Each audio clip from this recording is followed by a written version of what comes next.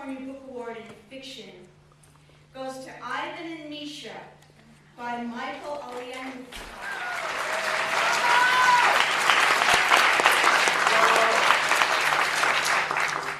I'm kind of stunned. I was not expecting this. And can everybody hear me? Because the voice is hoarse from a cold too. I've got 3 minutes to read. And Ivan and Misha is the story of a modern-day Russian family in New York City. And I'm going to read from the prologue, which takes place in the 1980s in Kiev, in the Soviet Union. And I'll be reading the second half of it, I think. One day Misha awoke to learn that Papa's promises were also stories. It was a morning like any other. Outside, the air was cold, crisp, the edges of buildings and trees sharp. He had often watched Papa carefully trim his beard in the bathroom's cracked mirror, the golden scissors, a gift from their mother, he was told, dancing across the field of black. Misha waited for the door to close, for the sound of the toilet flushing, for his father to claim a few minutes alone. But this morning, the door did not close. This morning, Misha watched his Papa stare intently into the mirror, his breath made visible by the air's chill. Chekhov's face, the woman had said. Misha mouthed the name silently and took pleasure in the way the syllables moved the air through his mouth and shaped his tongue and lips. Papa removed his teeth. How had Misha never seen this before? And his father's handsome face sank into itself, as if crushed by a fist. He rested his hands on the edge of the sink, letting it support his weight. Misha feared it would collapse. Watching his father at the mirror, Misha had caught him thinking, doubting. Ivan and Misha were rarely apart, and when they were, they shared all at night. They whispered details in soft voices so as not to wake Papa. But this Misha knew he must not tell Ivan. All that day at school, he recalled the image of his father. Did Ivan know? If he did, Misha could not tell. That year, Misha had suddenly grown taller than Ivan. Was that why he could see more clearly?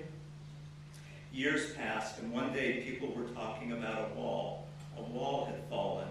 On street corners, men argued as never before. The eternally sour faces of babushkas laden with bread and potatoes were lit with smiles. These sights and what came next made fairy tale sense to Misha. A wall had fallen, and in only weeks, a month later, they were on a jet plane to New York. For such an occasion, Misha and Ivan insisted only a jacket and tie will do.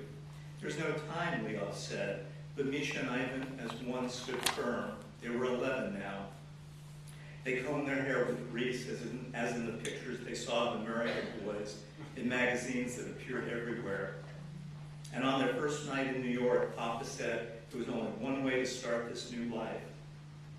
In Central Park, seen before only in movies, he rented a horse and buggy.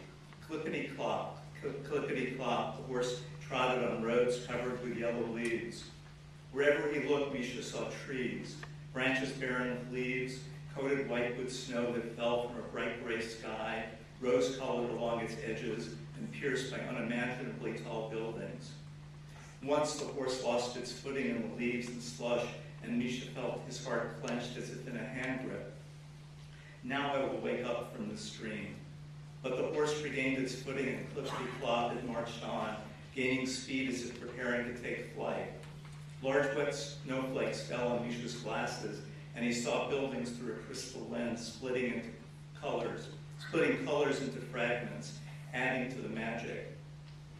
Misha held tight to Ivan's hand, its scratchy feel of warning that Kiev was still near, and the dream could end in the sound of Papa's voice, waking them for school in the morning darkness.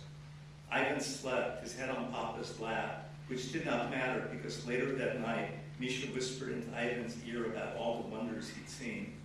How, Papa, Misha asked, how has this happened? Then he leaned his head so far back, he felt the skin and muscles of his neck strained to keep it from falling off.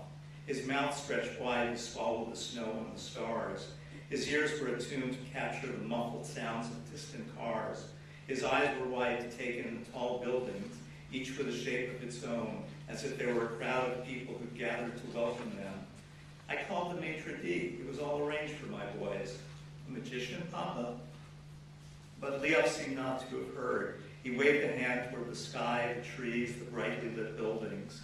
Only the best in America, only the best, he said, with wisps of snow clinging to his coal black beard. Only the best, he repeated slowly, sonorously, only the best. I want to thank Poetry Flash and all the sponsoring organizations.